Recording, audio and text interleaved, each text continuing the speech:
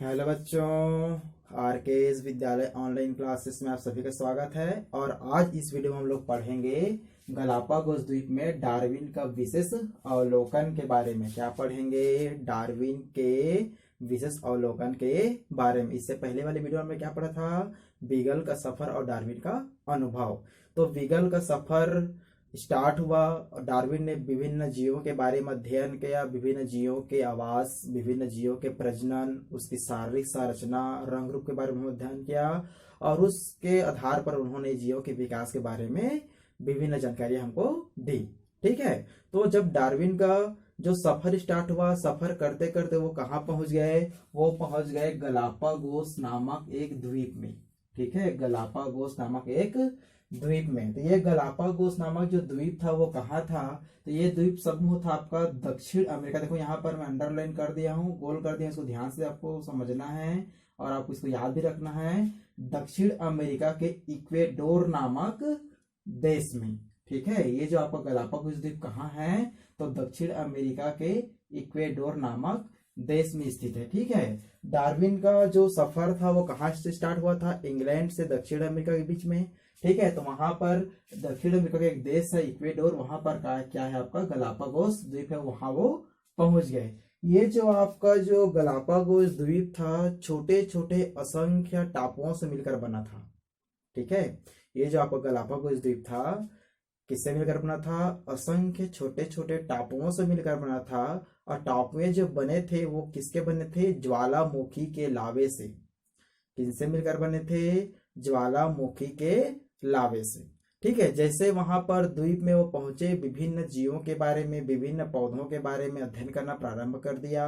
तो देखते हैं उन्होंने किस प्रकार अध्ययन किया और कौन कौन से जीवों के बारे में उन्होंने विशेष अध्ययन किया। ठीक है। तो यहाँ पर देखो दूसरा पॉइंट कि गलापागोस के टापुओं के कैक्टस के पौधे थे और उसके बाद अन्य और बहुत सारे पौधे थे, शैवाल थे।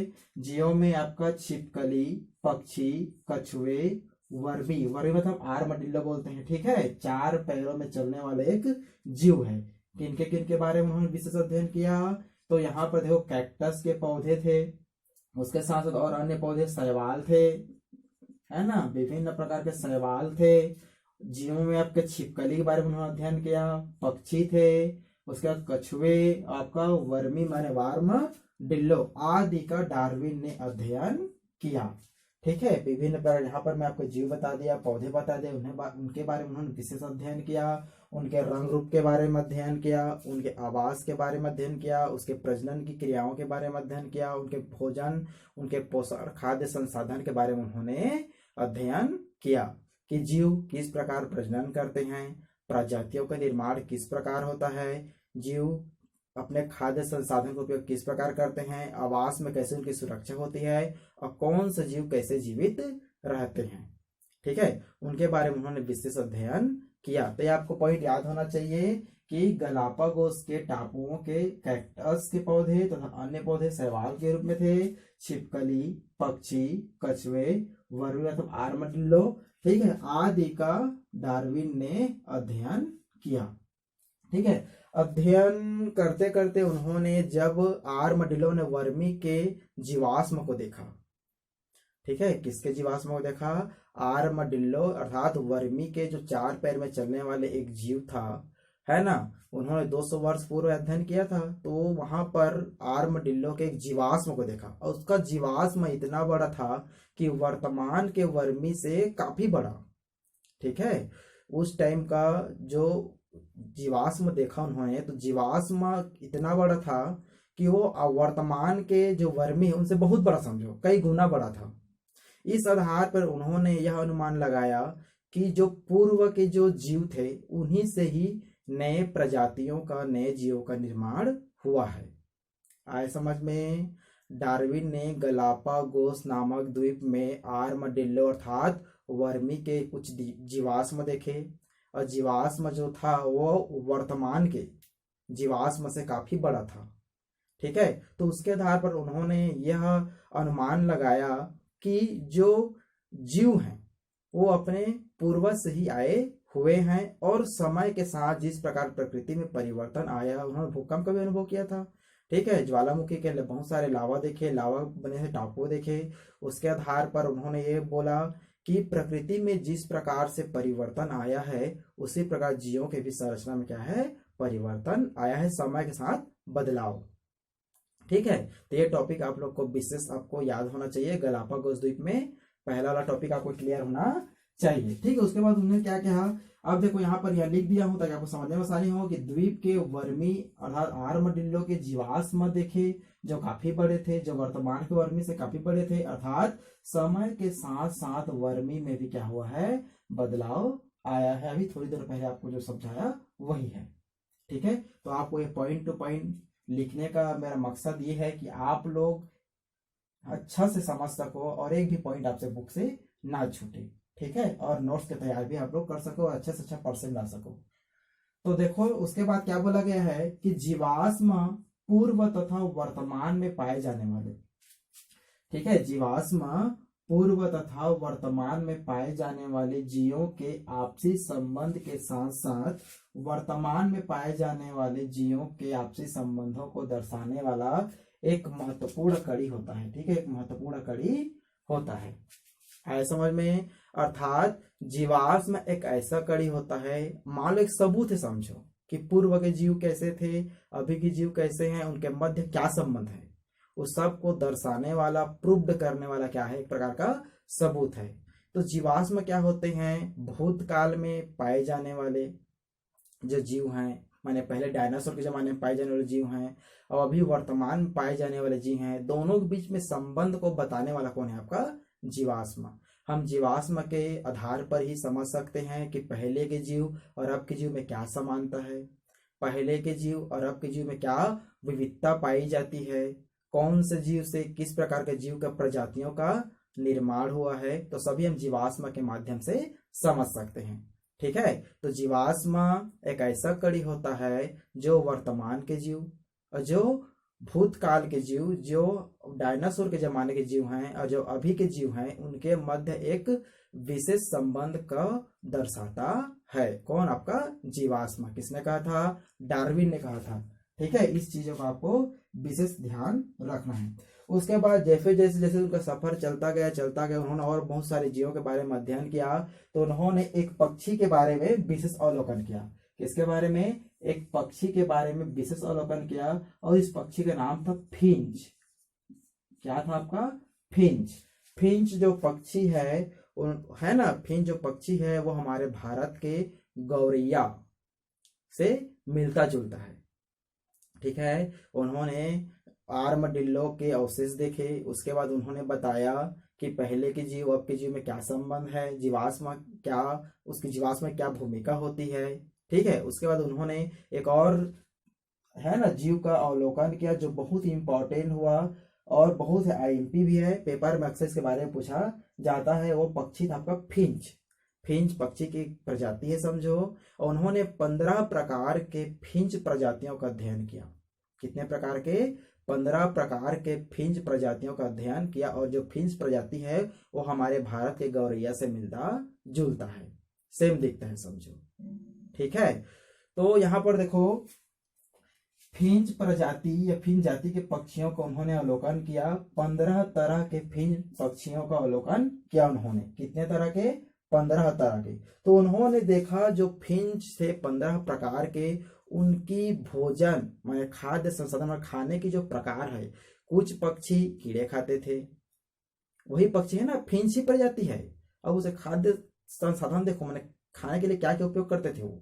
ठीक है, कुछ पक्षी कीड़े खाते थे, कुछ पक्षी फूल के रस चूसते थे, कुछ पक्षी फल खाते थे, कुछ पक्षी मांस खाते थे, और कुछ पक्षी जो होते थे फल खाने के साथ साथ क्या करते थे, फूल के रस भी चूसते थे, और कुछ पक्षी बीज को भी खाते थे। तो प्रजाति वही है, प्रजाति वही है, लेकिन उसके खाद्य संसाधन और खाने भोजन जो है वो अलग अलग है। और ये कैसे हुआ, तो बोला गया है कि गलापागोस द्वीप में है ना, इक्वेडोर से या दक्षिण अमेरिका के से उड़कर जो पक्षी हैं वो गलापागोस द्वीप पहुंचे होंगे। गलापागोस उन्होंने बताया भोजन के आधार पर, आवास के आधार पर। ठीक है, गलापागोस है ना, गलापागोस पहुंचे होंगे। अब गलापागोस में विभिन्न छोटे छोटे टापुएं हैं, तो टापुओं के जो वहाँ के मौसम है, वहाँ की जो प्रकृति है वो अलग होगा, और अलग होने के साथ साथ उनके भोजन करने के तरीके में भी क्या हुआ, परिवर्तन आया है। ये तो हो गए भोजन की बात। ठीक है, कुछ पक्षी, फिंच के कितने प्रजातियों के अध्ययन किया उन्होंने, 15 प्रकार के प्रजातियों का अध्ययन किया। तो कुछ पक्षी, फिर से बोल रहा हूँ ध्यान से सुनना, कुछ पक्षी कीड़े खाते थे, कुछ पक्षी फल खाते थे, कुछ आपका मांस खाते थे, कुछ बीज खाते थे, कुछ फूल के रस चूसते थे। तो उनके खाद्य और खाने के कार्य के आधार पर उनकी चोंच की बनावट भी कैसा था, अलग अलग था। सोचने वाली बात है। ठीक है, जैसे कि बीज खाते थे, उनका चोंच थोड़ा कठोर था, कीड़े खाते थे, उनका चोंच थोड़ा नुकीला था, फूल के रस चूसते थे, उनका भी चोंच नुकीला था। इस प्रकार उनकी चोंच की जो बनावट है, मांस खाते थे, उनका चोंच आपका और बहुत कठोर था, एकदम नुकीला था। तो भोजन के आधार पर 15 प्रकार के फिंच प्रजातियों के चोंच की बनावट भी क्या था आपका, अलग अलग था। ठीक है, और कार्य तो वही है, भोजन करने का कार्य है, पर बनावट क्या है आपका, अलग अलग है। इसके आधार पर उन्होंने समजातीय और समवृत्ति लक्षण के बारे में भी हमको बताया, जो हम अगले वीडियो में उसको अध्ययन करेंगे। ठीक है, तो यहाँ पर देखो, जो फिंच प्रजाति है उनकी पंख के रंग भी क्या थे आपके, अलग अलग थे। भोजन तो अलग अलग थे ही, साथ साथ उनकी चोंच की बनावट भी कैसा था, अलग अलग। लेकिन उन्होंने ये भी देखा कि 15 प्रकार के जो फिंच जाति के जो पक्षी थे उनके रंग भी अलग अलग थे। रंग अलग अलग होने का रीजन ये था, उन्होंने ये बताया कि जैसे ही पक्षी विभिन्न टापुओं में पहुंचे, फैल गए, और टापुओं की प्रकृति, वहां की जो मौसम है वो अलग अलग था, तो उस मौसम के हिसाब से वो ढल गए, जिसमें उसमें रंगों में विविधता, उसके आवास में विविधता, उसके भोजन में विविधता, उनकी संरचना विविधता आदि पाई जाती है। इसके आधार पर उन्होंने विविधता के प्रमाण भी दिए। ठीक है, आए समझ में। तो यहाँ पर देखो, फिंच प्रजाति के किसमें अंतर था, पंख में, पंख के रंग में अंतर था, है ना, और चोंच की संरचना में, चोंच की संरचना में। कुछ कीड़े खाने वाले थे, उसके आधार पर अलग चोंच उनकी थी, है ना। बीज खाने वाले का थोड़ा मोटा कठोर, है ना।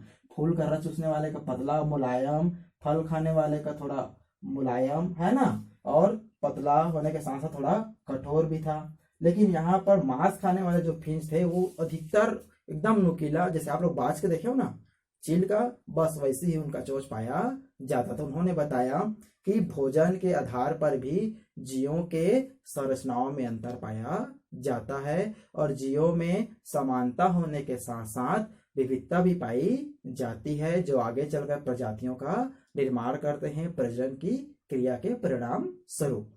ठीक है, तो आप लोग को समझ में आ चुका है कि गलापागोस द्वीप में उन्होंने विभिन्न जीवों, विभिन्न पौधे के बारे में अध्ययन किया, और अध्ययन के परिणाम स्वरूप उन्होंने बताया कि जो जीवाश्म होते हैं वो आपका पूर्व के जीव और वर्तमान के जीवों के मध्य एक संबंध को दर्शाता है। साथ साथ उन्होंने आर्मडिल्लो उदाहरण भी दिया, उन्होंने अवलोकन भी किया, आर्मडिल्लो के अवशेष देखे, वो पूर्व के जीव का अवशेष बहुत बड़ा था, जब वर्तमान के जीव के जो होते हैं वो छोटे थे। तो उन्होंने बताया कि पूर्व के जीव से ही वर्तमान के जीवों का निर्माण हुआ है, किसके साथ, प्रकृति में बदलाव होने के साथ साथ। जैसे हम लोग बोलते हैं ना कि जहां भी हम जाते हैं वहां हम ढल जाते हैं, कुछ टाइम लगता है, अगर नहीं ढल पाते हैं तो उस परिवेश में हम खुद को समायोजन नहीं कर पाते हैं। ठीक है, इसके आधार पर उन्होंने अवलोकन और अनुकूलन, ठीक है, अवलोकन के आधार पर अनुकूलन बताया। अनुकूलन तो सब जानते हो, उसके बारे में और अगले वीडियो में चर्चा कर दूंगा ताकि समझने में आप लोग को आसानी हो। उसके बाद उन्होंने 15 प्रकार के फिंच प्रजातियां देखें। फिंच के प्रजाति जब देखे तो उन्होंने बताया कि अलग अलग परिवेश के हिसाब से उनके रंगों में अलग अलग परिवर्तन था, है ना, उसमें रंग अलग अलग थे, आवाज के आधार पर, है ना, और उनके आवाज के आधार पर उनके भोजन भी अलग अलग थे। जाति वही है, पक्षी है, 15 प्रकार के वही पक्षी हैं, तो चोंच में उनकी विविधता, भोजन करने में विविधता, चोंच की बनावट अलग अलग, लेकिन उत्पत्ति एक मुंह से ही हुआ है समझो उनका। ठीक है, तो इस प्रकार से जीवों में समानता पाए जाने के साथ साथ विविधता भी पाई जाती है। कुछ जीवों के कार्य समान होते हैं, लेकिन जो अंग होती है उत्पत्ति अलग अलग होती है। कुछ जीवों की उत्पत्ति समान होते हैं पर कार्य अलग अलग होते हैं, तो उसको हम लोग समजातीय और समवृत्ति लक्षण के आधार पर समझेंगे, जो डार्विन ने बहुत ही अपना महत्वपूर्ण अवलोकन करके इस थ्योरी को दिया था। ठीक है, तो आप लोग को ये समझ में आ चुका है कि डार्विन का विशेष अवलोकन कहाँ किया गया था, गलापागोस द्वीप के टापुओं के अंतर्गत अवलोकन किया गया था। ठीक है, तो आप लोग को इसको आप लोग नोट्स कर लो और स्क्रीनशॉट ले लो, और समझ में ना आए तो वीडियो में क्या करना है भाई, कमेंट करना है ताकि और अच्छे से इसको समझाया जा सके। ठीक है, और वीडियो अच्छा लगे तो लाइक करो, शेयर करो और कमेंट करना मत भूलना, और बेल आइकन को भी दबा दो। जैसे ही वीडियो अपलोड होगा आप लोग को पता चल जाएगा, नोटिफिकेशन पहुंच जाएगा अगले वीडियो का। ठीक है, धन्यवाद।